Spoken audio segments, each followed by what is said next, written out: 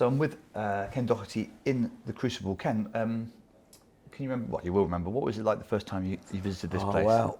Well, the very first time I actually came over here, I won a small tournament in Dublin. Like, I was only about 14, 15 at the time. And the prize was a trip to the Crucible. And it was 85, 85 I think it was. And I got the boat to Liverpool. There was two of us, myself and the finalists, and then the owner of a fella called Jack Rogers, who owned the Snooker Club. His brother was a very famous bookie called Terry Rogers, who actually brought the Irish Open Poker Festival. Right. He loved the poker, Right. you know. He actually started the Irish Open Poker Festival, that it is still today. Right. He brought that to Ireland because he was mad poker fan. And anyway, I won the tournament. The two finalists came to the Crucible, 1985 I think it was. Got the boat to Liverpool, train, stayed in Sheffield, and we were here for the very first morning, 10 o'clock start, and Steve Davis was playing Neil Foles.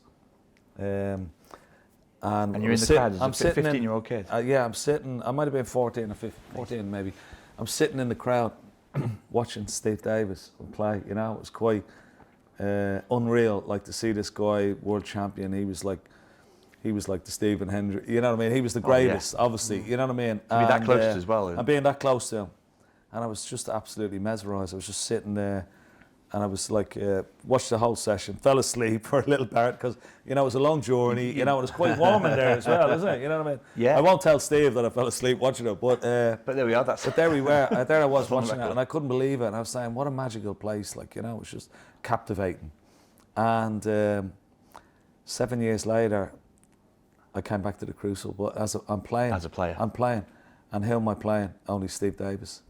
Believe it or not. In the first round? In the first round, yeah. And I'm sitting beside him. And I'm looking at my name on lights, you know, Steve Davis, MBE, you know. And I was totally overawed, like, and I was 4-0 down within an hour, you know. Did you see it when you were here the first time in '85? Did you see backstage in the practice Nothing. room and all that? No, nothing. Oh, you only seen I only just came in as a punter. Right, okay. Yeah. Came down as a punter, sat in the seat, and I'm watching, and then the next I'm there, and Steve's sitting here, and I'm sitting beside him. And It must be he was a right miserable because he never because he never talked to you. You know, he'd blank you, wouldn't he? Right. He wouldn't talk to you at all. It's funny you say that. There was no banter. Henry always brings this up. He's always saying that players shouldn't. Yeah. And Davis is basically his Davis, hero.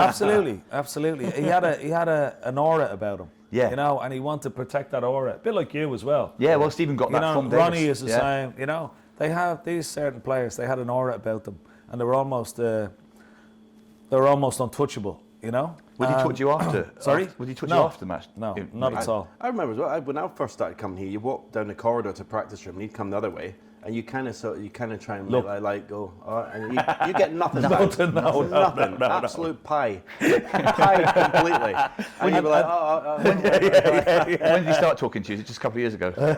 Yeah. No, he's still the same. I did a tour of Scotland with 6 nights when I just turned pro, and we spent a little bit of time together, but still, you didn't get much. Yeah. You didn't get much. No, but that's the way he was, which was a good way in a way because What a guy.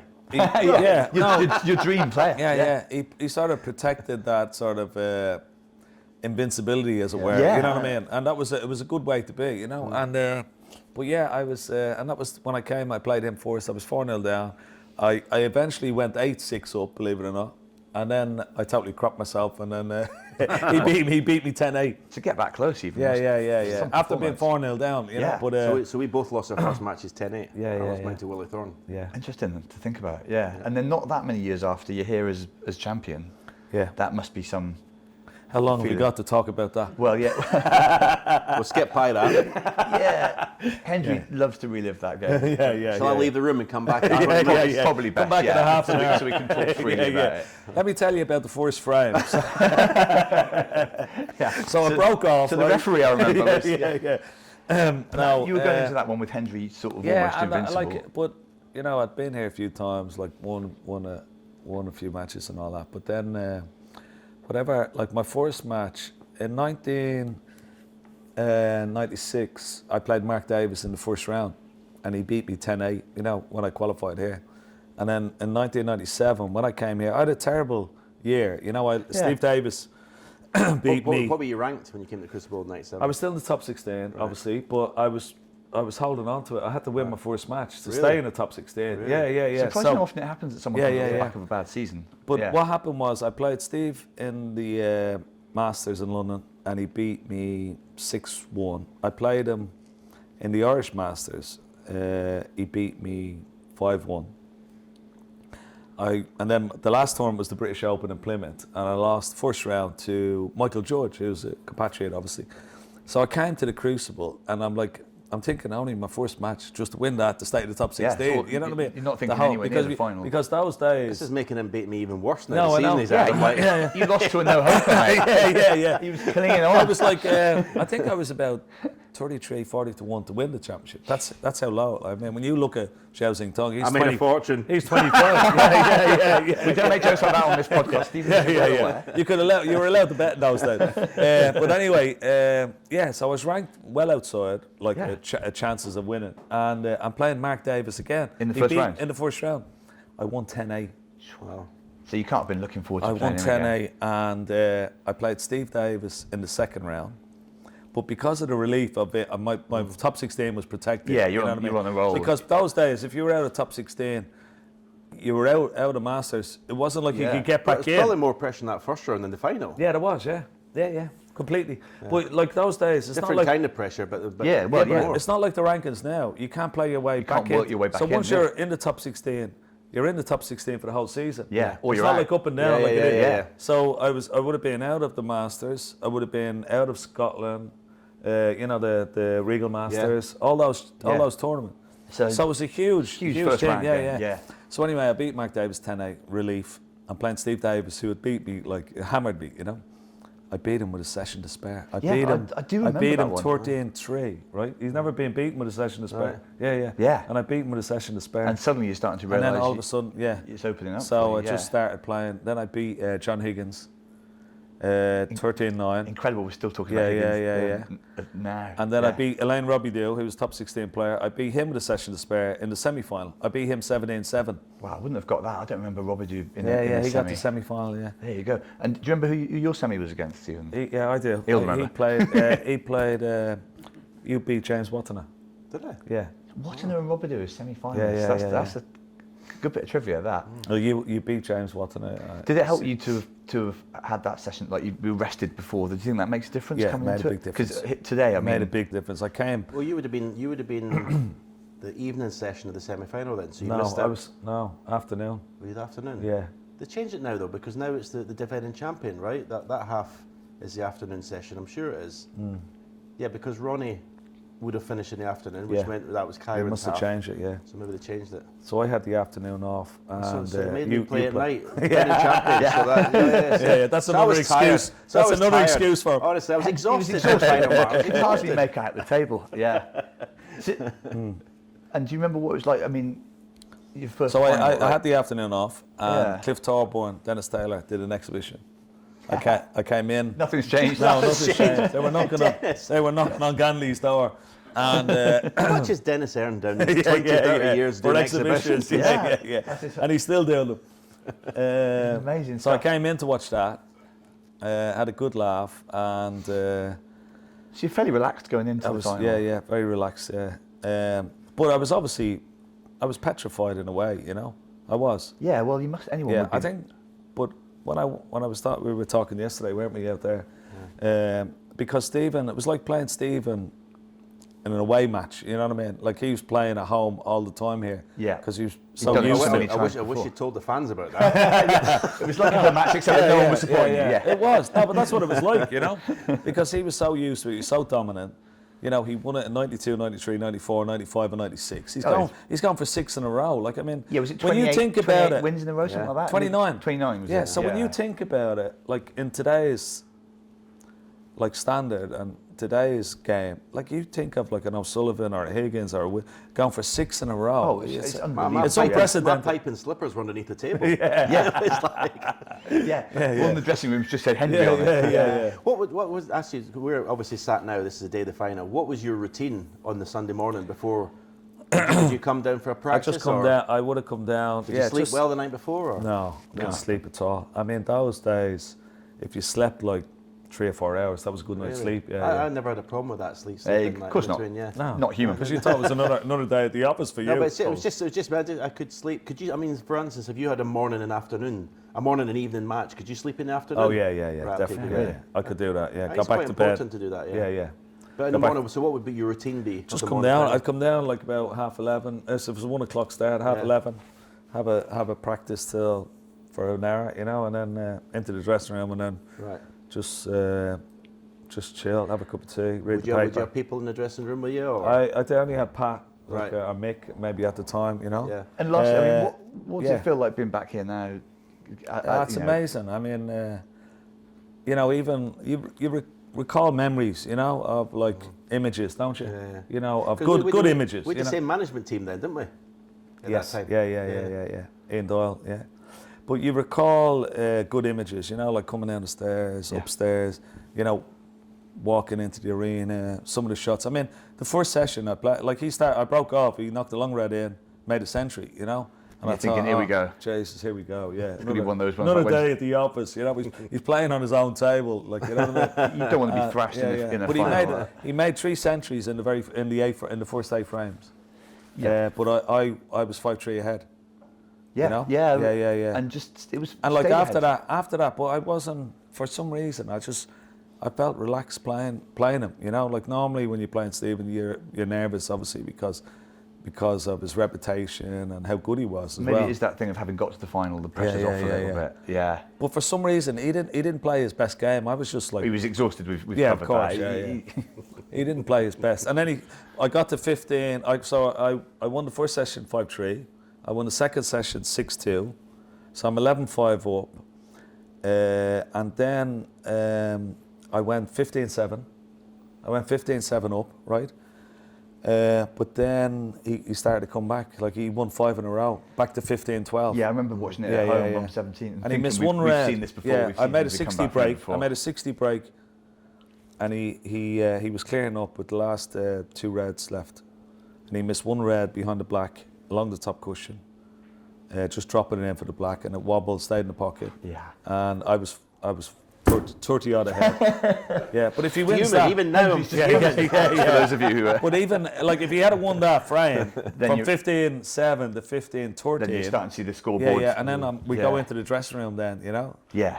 But instead of being 15-13, it was 16-12. So you're 2 away then. Yeah. Then the relief came back, But that was the most nervous I think I was ever, like when you start coming back, because I was thinking, well, I've seen you do it against Jimmy. Yeah, we've seen it before. I've seen you do it against Hallett as well, and I'm thinking to myself, I'm sitting in my chair, oh, please, no, not now. I'm like that. I'm talking to myself, I was like, please, no, not now, not the World Championship. But yeah, that was how it all unfolded. And you'll always have it. You're always on that board, the winners board. So I'm going to ask you for your 5 underrated players of all time. Ken. It's quite tough. It is quite tough. We've seen so many great players. Yeah, well, underrated. I don't know about underrated. They're still like good players, but maybe not like maybe household names or something like that. But still won great championships. I mean, one of the best players that's never won this championship, has been in 2 finals, I think, is Matthew Stevens. Now, I wouldn't say he was completely underrated, but he was one of the best players, like for a long time, wasn't he? Not to win this. I mean, he won the UK underachiever as well. He won the UK championship. He beat me in the final of the Masters, and he was just a wonderful, wonderful player. Met Williams in that first final, didn't he? He lost. Yeah, he lost in 2 finals here. Yes. Yeah. He lost. He lost to Murphy. Oh, Murphy. When Murphy qualified, and then he lost to Williams as well. Yeah, the All Welsh final. Yeah, Lost a couple of semis as well. Yeah, he did. Yeah, and he always played well here. in fact, he and Williams seemed like quite similar players at the time. Yeah. But just Stevens. Yeah. And in fact, Stevens came close to qualifying this year, I think, didn't he? Yeah, he did. Yeah, he lost to Wu Yiza. Yeah, that's he played really well in the qualifiers. I was watching it, and he lost 10-9 to Wu Yiza. And but yeah, he would be one of my favourite players watching and playing. Not to win maybe this championship, so I would have to put him Very up exciting there. player. Yeah. The other player I would say who hasn't won this championship was another marvellous player as well. Was Marco Phil. Yeah. Big scorer. probably got to the semis. Did he? He beat me here. well, he he beat you. beat me That's here what I'm in the thinking. quarterfinals. That's right. And the funny thing was That wasn't deliberate, we but yeah. were. So if I had to beat him to get the semis, I would have taken over Stephen as world number 1. Right. So that's how close it was going in. Because you lost to Nigel Bond that year in the first round. Right. So I had to get to the semis to become world number 1, and Marco Fu beat me 13-10. Is that no? It's not the year after you won it. No. This would have been in the 2000s. Yeah. So this would have been maybe 4 or 5 years afterwards. Yeah. Yeah. I remember Hendry losing to Bond, but obviously. Marco Fu lost to Mark Selby, and I think that might have been the first year Mark Selby won it, or he lost to Higgins in the final. I'm not sure. But yeah, Fu was a very good. Phil was a wonderful I player. think Selby's underrated by the public as a player. I think a lot of people think that he's just like this guy who plays boring matches and slow matches. Well, and sometimes you say things like that, Stephen. Yeah. No, but I underrated by you. think he's one of the best players ever. Yeah, I think so. I Yeah. mean, but Yeah. I love watching him play because he plays a so do game I. that he plays a game that I love watching because he's such a clever player. I mean he's a great long power, great break builder. He's got some tremendous cue power. Yeah. But his mind is so clever. You know, a bit like Williams is. You know, a bit like Higgins. Yeah. They see all the shots and they see shots that other players don't see. You know, it's not like other players can play, for want of a better phrase, is ABC snooker. You know what I mean? But Selby, Higgins, Williams, they have a different mind level. They have a different mind level completely. Different shots that you know, don't even see, and Ronnie as well. Ronnie would be up there, but they play shot. Whereas Ronnie wouldn't play those shots, but Selby and Williams particularly would play certain shots that other players would play. They go for shots with safety. You know what I mean? With a sort of incredible sort of mindset. You know. Yeah. So we've had Marco Fu and Matthew Stevens. Who else would you put in the sort of the underrated category? Underrated. Maybe someone like, I mean, in modern day, you'd probably say someone like Gary Wilson. Yeah. He was like tremendous scorer, won 3 ranking tournaments. And fell off but the still, tour, didn't he he? sort of He's fell gone out. off, Is he out of the top 16 now? Yeah. Yeah, Had he's to out of the qualify top for this, 16. Yeah. So he's a wonderful player. Yeah. Really high scorer. And I'll tell you who's one player who never really got much recognition, but was a tremendous player as well, was Dominic Dale. You know, he won that Shanghai Masters, didn't he? Yeah. He won a couple of ranking tournaments. Very distinctive figure. Tall, the spaceman, like, you know what I mean? Yeah. I remember being on Question of Sport one time, you know, and he was the question, or he was the answer, you know, and I said, I know the answer to this. He's an absolute. This is what I said on BBC Question Sport. He's an absolute lunatic and a complete like headbanger or something to that effect. You know, Dominic Dale, the spaceman. You know, he was watching it. He was watching brilliant. Of course he was. Yeah. And he collared me the next time I was at a tournament. And he put on the Dublin accent and everything. That's you know? great. Yeah. But he was quite funny. He does like opera or something in the. Oh yeah. He's got like a Roy Orbison type voice. Yeah, he's definitely a character. Oh, he see is. him on the karaoke. He's a soprano or a baritone. I don't know what they call him, but he's got a really good voice actually. You can sort of for selling newspapers. I was going to throw in another underrated that might be like a weird one. Kyron Wilson. I underrated him, and then he won the world title. And even after he won the world title, I think I underrated him until his performances this season. Yeah. 4 titles. I didn't think he was going to be a prolific winner. Yeah. He's really impressed me this year. He's had I think a lot of people didn't see him as a possible champion as well until he won it. Sometimes players do that. There's some obvious. I mean, if you look at Williams, who obviously you think would be mental. Yeah. I mean, he's possibly underrated compared to John and Ronnie as a class of '92. I mean, he underrates himself. Yeah. I don't think so. But you look at what other people may think that John and Ronnie is. Yeah. It seems stupid to think because he's got a chance of winning his 4th world title. Yeah. I know. I think in the pantheon of great champions and players over the years, he's well up there. And even this week, you know, cemented his sort of his name in that great hall of fame. You know, I think what he's doing at his age, you know, 50, the way he played, the way he beat like the world #1. He's had a tremendous season, and but again, you look at players you look at people the way people look at the game now.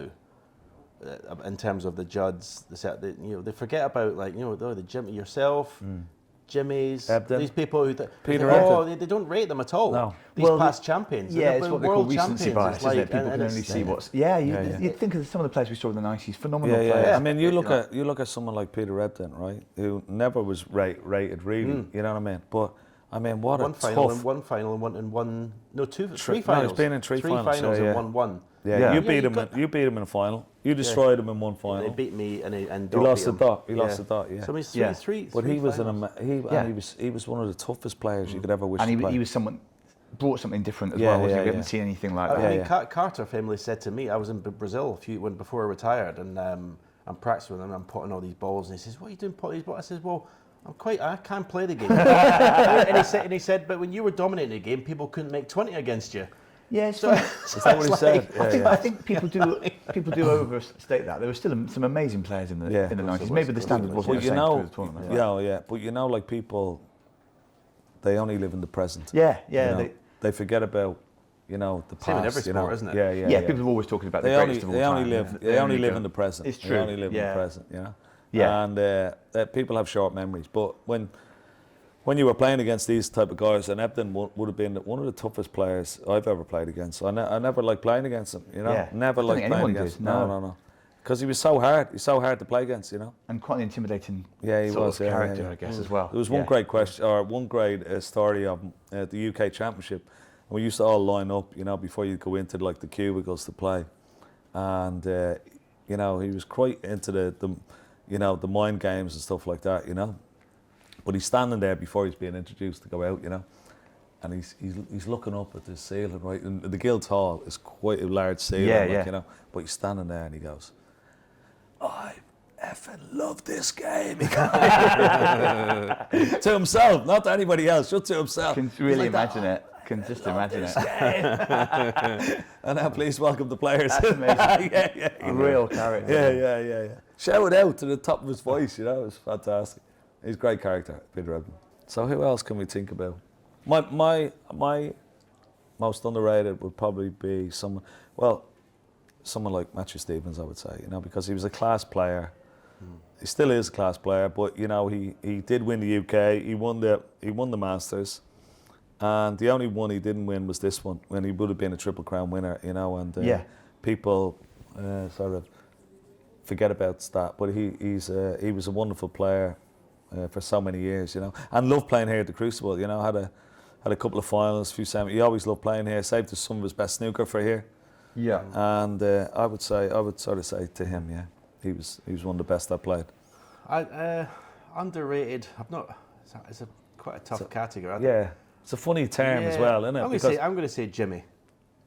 I think the fact is, everyone goes on about he's been 6 finals. Yeah. He's not won one. But what a player he was! What a player he was! I mean, if only you hadn't been around. Again, people look at him now the way he plays now, and he's like myself. He's a shadow of of what he was. Yeah. He obviously still says he thinks he can win the world title and all that stuff. But deep down, he won't. But when you look back, what a player he was! Yeah. Wow, I mean, he invented naughty snooker. You know what I mean? It was like, and the way he played, he probably, with his talent, and he said himself, his off-table activities. With his talent, he should have won a lot more. Off-table activities is a good way of putting it. Yeah. I remember Jimmy. I was here. I think it was might have been my first year back in the early '90s, and I lost. And he took me out around Sheffield. And he was still in the tournament, obviously, and he was like one of the second favourites. Must have gone to Josephine's, surely. No, we didn't go to Josephine's, right? But he took me out. He says, "Come on out." He said, "I'll take you out around Sheffield." He said, "Forget about it," So he took me out. We got absolutely smashed, right? And he took this is me. what I would want to happen if I did knocked out of a tournament. No, but he took me to parts of Sheffield where they had these like she-beans, like houses, like Rastafarians, right? So you just go in, like drinking dens, brilliant. in these. And he's still in the tournament. And he's still in the tournament, but the Fantastic. streets are blocked off because they double park the cars. So even the police can't get up and down, right? And they're all like small little houses. This is what you need. And we're going into inside these like she-beans. That's what they call she-beans, you know. We're going in and all these Rastafarians, and they're all like standing outside, smoking joints and all that, you know. And hey, Jimmy, come on in, man. Right? He knew them all, right? And we're walking in and out of these she-beans drinking, like it was like 3 o'clock in the morning, like, you know. But it was the only places open in Sheffield. Well, he Hendry knew wasn't them all. doing this. He knew them all. Though. That's Steve was fantastic. tucked up in bed, Yep. having like a glass of milk. Underrated player, That but was also Jimmy. underrated Yeah, that was personality. Jimmy White. Security outside my door in case I decided to go out. Yeah. Yeah. The whole place was bugged. Brilliant. Yeah, that was Jimmy White, and he was like, and like he you know, he would have got to the final that year, you know. But yeah, he was some character, and still is, you know. We had some great times there.